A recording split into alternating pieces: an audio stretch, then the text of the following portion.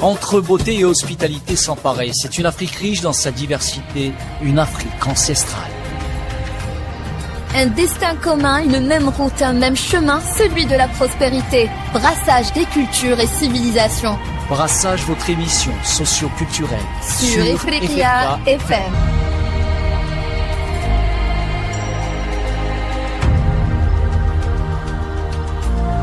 Bonjour à toutes et à tous, bienvenue à vous dans Brassage. La culture de l'oralité est un patrimoine immatériel que se partagent l'ensemble des peuples du continent africain. C'est la plus ancienne tradition qui subsiste encore, en dépit de la transcription d'une mémoire conservée pendant des siècles. Massamba Gueye, directeur de la Maison de l'oralité et du patrimoine, journaliste, conteur, Ismaël Diabaté, philosophe mystique, chercheur, auteur des carnets de la création et plasticien conservateur, Djibril Tamsir Niane, professeur d'histoire, spécialiste de l'Afrique médiévale et spécialiste en traditions orales, décédé en mars 2021, Khalidou Kassé, fondateur de la première école des arts visuels Tagat, chercheur universitaire, plasticien. Gaoussou Diawara, journaliste, enseignant, auteur, décédé en septembre 2018. Koman Diabaté, griot et conteur. Hussein Ouad, expert en politique culturelle et en management artistique. Mamadou Bani Diallo, professeur de littérature comparée et critique littéraire. Ousmane Diarra, romancier et conteur. Massamba Gueye, directeur de la Maison de l'oralité et du patrimoine, journaliste, conteur, revient sur l'impact de l'oralité sur la mémoire collective et sur les principes de son utilisation. Une société est dite orale lorsqu'elle confie son histoire à l'oralité, son présent à l'oralité et la prise en charge de son futur à l'oralité. Les sociétés dites orales comme les sociétés africaines avaient compris que l'oraliture, pour ne pas parler de littérature, que l'oraliture était le ciment qui permettait à l'individu très tôt de comprendre son statut d'être humain. Naître, savoir parler, acquérir la parole et ne pas dire n'importe quelle parole, dire une parole de circonstance, c'est très utile. C'est pourquoi ma grand-mère me disait, il ne faut pas remuer sa langue 7 fois dans sa bouche avant de parler. Mais il faut remuer sa langue 7 fois dans le sens de ce qu'on dit. Pourquoi 7 fois? Parler, pensez à qui on dit. Pensez à où on dit. Pensez à pourquoi on dit. Pensez à quoi on dit. Pensez à ce qui ne se serait pas arrivé si on n'avait pas dit. Pensez à ce qui arrivera quand on a dit. Pensez au lieu où on dit et essentiellement, pensez à ce que le monde retiendra de ce que nous avons dit. Parlez non pas pour exister, mais parlez pour faire exister les autres. Les valeurs de l'oralité. Ismaël Diabaté, philosophe, mystique, chercheur, auteur des carnets de création et plasticien conservateur, connu par sa maîtrise des techniques du Bogolan, met au premier plan l'utilisation de la langue de communication. Jusqu'à une époque récente, l'oralité n'était pas du tout respectée. Et souvent, nous avons l'habitude de dire ceux qui ont écrit, parce que les sources de l'histoire, telles que décrites par les historiens de l'Afrique, qu'ils soient africains ou européens, sont des sources essentiellement de chroniqueurs arabes ou d'explorateurs. Mais ce que nous répondons à ceux qui ont des griefs contre l'oralité, la langue pour nous c'est extrêmement important. Je crois que le monde l'a compris aussi, puisque les Nations Unies même se battent pour que les langues soient maintenues, parce que chaque langue qui disparaît, c'est une perte pour l'humanité. L'oralité fut-elle, dans le passé, le seul vecteur de communication, comme le pensent certains? Djibril Tamsir Niane, professeur d'histoire, spécialiste de l'Afrique médiévale et spécialiste en traditions orales, nous a confié de son vivant que la transcription a bel et bien précédé la parole. Des écritures ont existé, et de tout temps et depuis très longtemps. Il y a le cas des Bozo qui ont des idéogrammes, le cas de Thomas en République de Guinée qui ont des idéogrammes. Dans la forêt sacrée, les prêtres s'écrivent grâce à ces idéogrammes. Il y a les Mende en Sierra Leone qui ont aussi leurs idéogrammes. Les prêtres de ces régions communiquent à travers ces écritures. Mais naturellement, il y a l'écriture arabe, les hiéroglyphes. Ce qu'il ne faut pas oublier, c'est qu'au départ, l'écriture a toujours été le fait d'une minorité. Donc en Afrique, des écritures ont existé. Ce sur quoi il faut insister ici, nous sommes en Afrique de l'Ouest.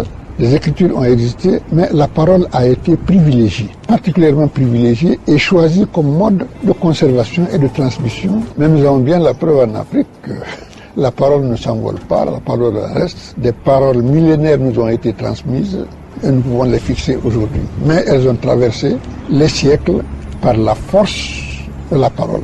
Et c'est une parole qui est organisée, ce n'est pas une parole désordonnée comme on le croit. Bon, on se transmet de bouche à oreille des histoires. Non, ce n'est pas cela. La tradition orale, c'est autre chose. Depuis 1949, une nouvelle écriture spécifique aux langues mandées, appelée le Nko, a été développée par le linguiste guinéen Souleymane Kanté. Mais avant cela, il y a eu d'autres tentatives de traduction vers la langue arabe. Ismaël Diabaté nous en parle. D'abord, essayer de transcrire la langue mandinka avec l'écriture arabe et il s'est rendu compte qu'il y a des intonations, des mots en mandinka qu'on ne peut pas transcrire avec la langue arabe. Et les rois mandinka qui se sont convertis à l'islam l'ont été très tôt. Donc beaucoup de mots arabes sont entrés, au moins 300 mots sont entrés dans la langue mandinka.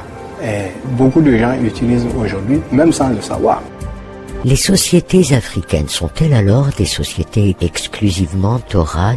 Des chercheurs, des linguistes, des historiens attestent du contraire. Khalidou Kassé, fondateur de la première école des arts visuels Tagat, chercheur universitaire, plasticien, nous livre sa conclusion. C'est une continuité, bien que je ne suis pas toujours d'accord qu'on dise que l'Afrique a une tradition orale. Non, l'écriture a toujours existé. Parce qu'il y avait la parole au début. Et la parole a toujours existé.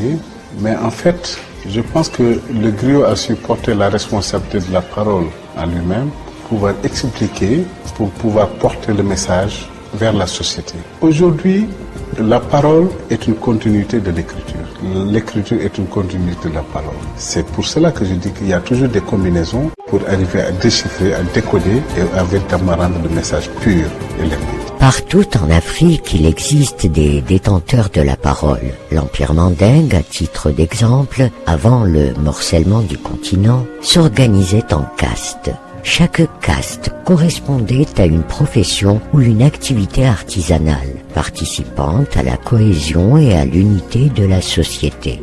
Les forgerons, les cordonniers, les cultivateurs, les tisserands, les chasseurs et les griots qui constituaient les principales castes de la société mandingue. Au milieu du XIIIe siècle, l'Empire mandingue s'étendait de l'Afrique occidentale aux frontières sud du désert algérien. Il couvrait l'actuelle Guinée, le sud du Sénégal, une grande partie du Burkina Faso, le nord de la Côte d'Ivoire. Sous le règne de Soundiata Keïta, les grandes réformes humanistes ont vu le jour, transcrites en lettres Nko pour constituer la charte de Kouroukanfouga. Ainsi, la caste des griots a été reconnue et statuée afin de perpétuer l'épopée mandingue. Leur précurseur, le griot personnel de Soundiata, appelé Bala Faseke Kouyaté. Gaussa Diawara, journaliste, enseignant, auteur, nous parle du griot. Les griots sont considérés comme étant des traditionalistes, les gens de la parole. C'est des gens qui étaient ce qu'on pouvait appeler des conseillers du roi, qui avaient le pouvoir et le devoir de dire haut ce que les autres pensaient tout bas. C'était celui-là le djeli, le véritable djeli. Et chaque griot, généralement djeli, est rattaché à une famille de nobles, que l'on appelle, que eux-mêmes ils disent djatigui, c'est-à-dire rattaché à une famille de nobles ou à une famille régnante. Le griot vient vous souhaiter toujours le courage, le bonheur, la prospérité, et vous devez comprendre que c'est sa mission qui l'amène chez vous. Il vient au nom de cette mission historique, de ce contrat social qu'il y a entre le griot et son djatigui. Djatigui, dja, ça veut dire ombre, dans ce sens précis. Et tigui veut dire le propriétaire. Cela veut dire que celui qui donne l'image. Par exemple, quand vous venez chez moi, je suis votre djatigui. Et je dois tout faire pour que vous me quittiez avec une bonne impression. Cette bonne impression que vous amenez avec vous, c'est ça qui fait que mon pays et que moi, nous devenons vraiment des repères.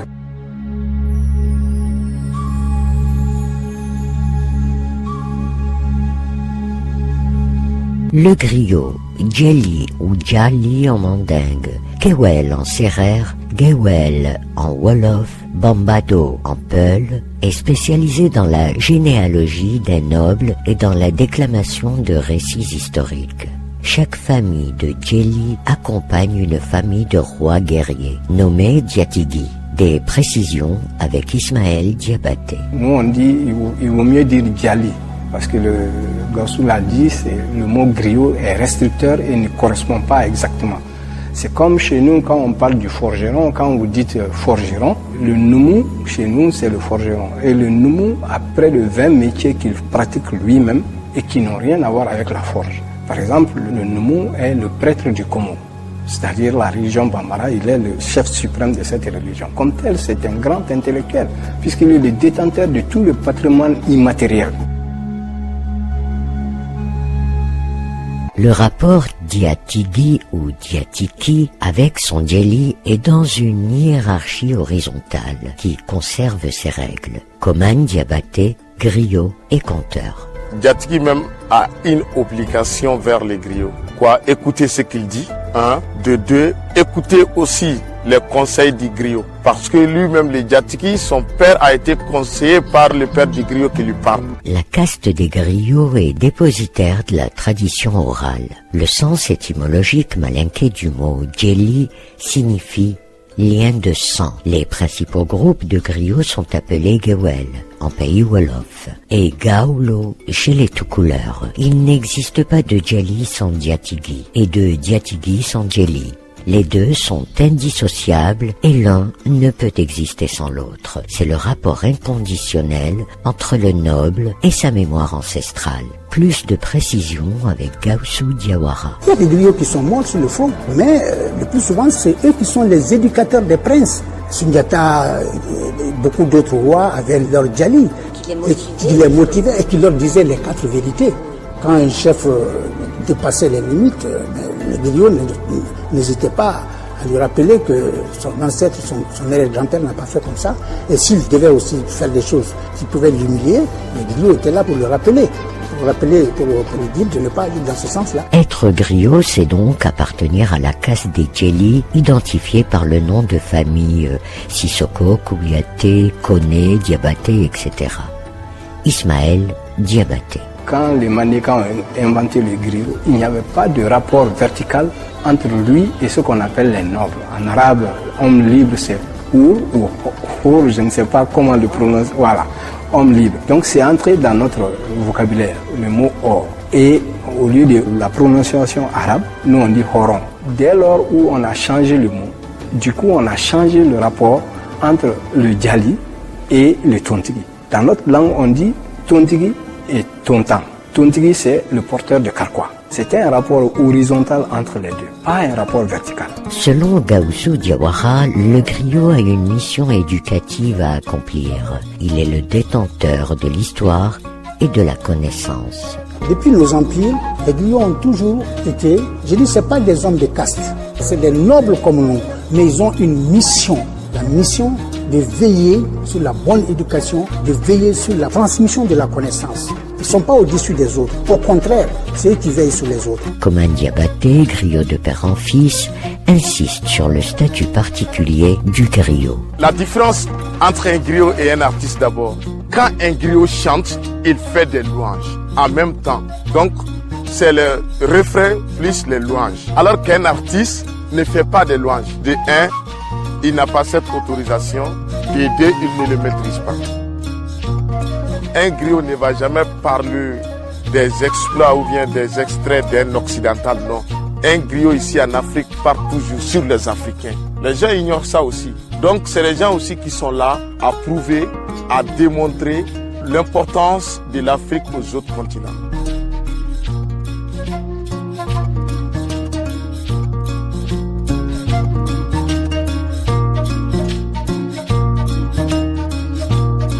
Pour Hussein Ouad, expert en politique culturelle et en management artistique, le griot est un être universel. Mais justement, c'est ça le problème. que l'on puisse dire qu'ils sont universels et qu'on pense devoir les confiner dans des territoires en considérant simplement que ce sont des territoires en dehors desquels ils ne doivent pas évoluer. La mémoire identitaire est portée par les griots, Gaussou Diawara. C'est pour cela que l'Afrique est très riche de cette tradition, une tradition qui est vraiment complète. Cette tradition est beaucoup plus riche que la littérature écrite. La Mauritanie s'est inspirée du griotisme mandingue et a créé le groupe social des Igéwen, dont la fonction et l'organisation sociale est très proche de celle des Djelilou. En Afrique du Nord, le Gouel, quelquefois appelé Berrah, à quelques nuances près, est détenteur de la parole, de récits, de contes, de chants traditionnels et de nouvelles. Sa fonction est plutôt sociale, nullement liée à un héritage quelconque. La magie du verbe est célébrée par l'ensemble des langues africaines, mais ce n'est pas le cas ailleurs dans le monde, car le rapport à la parole diffère d'un continent à l'autre. Massamba Gueye. Le danger aujourd'hui, c'est qu'on confond la parole et le verbe. Tous ceux qui disent ne parlent pas. Dire, ce n'est pas parler. Lorsqu'on est agressé et qu'on reçoit un coup de couteau, le cri qui sort, ce sont des mots, mais ce n'est pas une parole volontaire. Il y a un conflit terrible entre l'homme et la parole. Quand je suis en France ou en Europe, quand j'entre dans le métro, j'entre et je dis à tout le monde bonjour. Je sais que ça les emmerde, mais c'est ce plaisir-là que j'ai à dire ma parole où je veux. La parole est porteuse de messages. Mamadou Bani Diallo, professeur de littérature comparée et critique littéraire, décrypte le sens du mot et sa fonction. La parole fait l'objet d'un certain nombre de rites pour pouvoir y enlever ce que les Bambara appellent le nyama, c'est-à-dire le maléfice. Donc il y a un maléfice dans la parole et il faudrait donc désamorcer ce maléfice-là pour éviter de faire du mal, pour éviter en tout cas toutes les conséquences que cela peut entraîner. Massamba Gueye, conteur, revient sur le rapport entre l'homme et la parole. Il y a un conflit entre l'homme et la parole. Parce que comme on le dit chez nous, mentir c'est facile. Mais c'est se taire après le mensonge qui est difficile. Parce que la parole, elle résonne. Aujourd'hui, l'homme est en conflit avec la parole parce que l'homme veut tout dompter. Et la parole est indomptable. Et tenir sa parole. Avant en Afrique, quand on s'engageait, quand on donnait sa parole, ça valait 1000 signatures. Aujourd'hui, l'écrit a remplacé la parole. C'est parce que l'homme n'a plus confiance en l'homme que la parole perd sa place. Et le vrai combat, c'est de revenir à la parole, à la sincérité. Pour revenir à la fonction du griot, Khalidou Kassé rassemble les communautés autour du verbe. La parole est le ciment qui nous unit. Le griot a porté la parole pour expliquer davantage véritablement ses sensations. Quand le griot parle, tout le monde l'écoute parce qu'il a imposé sa notoriété, il a imposé sa personnalité pour faire comprendre que c'est le porteur du message. Au début, il y avait la parole, après le verbe a suivi, et finalement, je pense que ce qui a permis d'unir les liens ombilicaux que nous partageons. La parole, le mythe et le verbe, une question que nous nous posons. Mamadou Bani Diallo. Il y a beaucoup de mythes pour ce qui concerne la société Bambara en particulier. Et quelles sont donc les conséquences de la parole? Massamba Gueye. On peut se soigner d'une balle reçue d'un pistolet, mais on ne peut pas se soigner d'une parole désagréable. Les plaies causées par le mot, comme je le dis dans un conte qui s'appelle Le riche bavard, les plaies causées par les mots sont des plaies ineffaçables, alors que les plaies causées par un manque d'argent sont des plaies qu'on oublie lorsqu'on a de l'argent. Le mot est une arme, mais le mot est aussi un médicament. Il y a ce qu'on appelle le mot action en Afrique. Lorsqu'un serpent mord quelqu'un dans mon village, là-bas dans mon coquille natal, avant de l'amener à l'hôpital, on va voir le forgeron. Le serpent, lui, il a agi, n'est-ce pas? Il a fait une action, le serpent a mordu quelqu'un. Mais le forgeron, lui, il fait des incantations avec le mot. C'est ce qu'on appelle la parole action. C'est lorsque la parole annihile une action ou inhibe un fait. Et qu'est-ce qu'il faut dire en fin de compte? Qui peut vivre sans parler? Ceux dont la parole a quitté le corps bien avant leur naissance, certainement, qu'on appelle les muets. Mais ils sont muets parce qu'on n'entend pas leur voix. Mais eux, ils entendent une voix intérieure.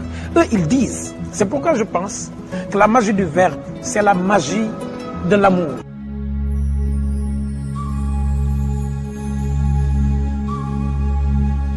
Nous terminons cette édition de Brassage par l'utilisation de la parole dans le conte. En Afrique, le conte est un vecteur d'éducation et de socialisation de l'individu. Il véhicule des valeurs culturelles, religieuses et initiatiques. Raconter, c'est en quelque sorte déclamer. Massamba Gueye place le conte au plus haut degré des littératures. Évidemment que raconter un conte, pour moi, c'est comme dire un poème.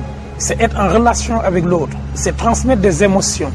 C'est partager mes craintes. Je ne raconte pas des contes africains uniquement pour l'oreille de l'autre. Je veux parler au cœur de l'autre. Parce qu'une parole qui vient du cœur va directement au cœur. Et là où l'homme a mal aujourd'hui, c'est dans son cœur. Le conteur africain est à la solde de sa société. Racine Senghor revient sur la tradition orale et la transmission des valeurs par l'entremise du conte. Le conte joue un rôle important dans la psychologie de l'enfant, dans toutes les civilisations, dans toutes les cultures. Et chez nous, peut-être davantage qu'ailleurs, parce que nous sommes une société de tradition orale, et le conte, chez nous, c'est tout un événement. Il se passe dans la famille, il se passe dans la chambre, il se passe dans la cour de la maison, il se passe également sur la place publique du village. C'est un jeu et en même temps c'est une école. Et il véhicule, comme vous le savez, l'ensemble des valeurs que la civilisation veut transmettre à ses fils. Mais il est, comme vous le savez aussi, il y a plusieurs niveaux dans un conte.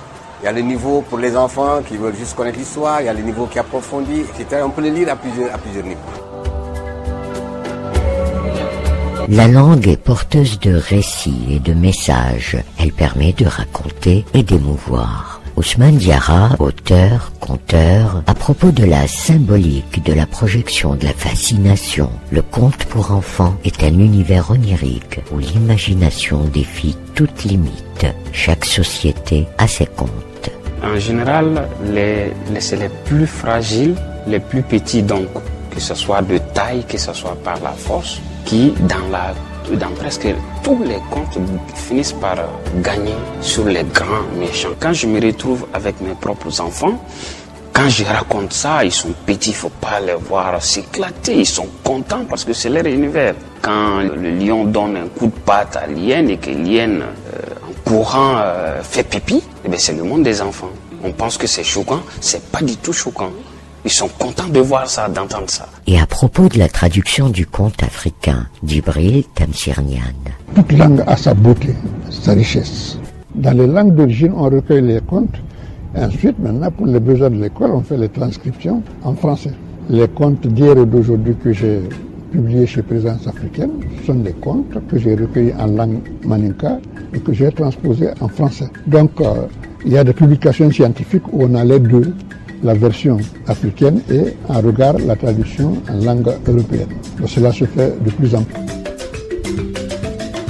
Racine Senghor revient sur la préservation de la tradition du conte grâce à la publication et à la diffusion. Alors les contes qui avaient tendance à disparaître, je veux dire le conte en tant que manifestation, expression dans un jeu de vis-à-vis entre le conteur et les enfants, ce conte qui avait tendance à disparaître du fait de l'urbanisation, du fait de la modernité, du fait de la télévision, est en train, heureusement, de revenir. Grâce à l'écriture, les contes sont écrits dans les langues nationales. Les contes sont également écrits en français et ils sont publiés. Mais mieux, la radio et la télévision.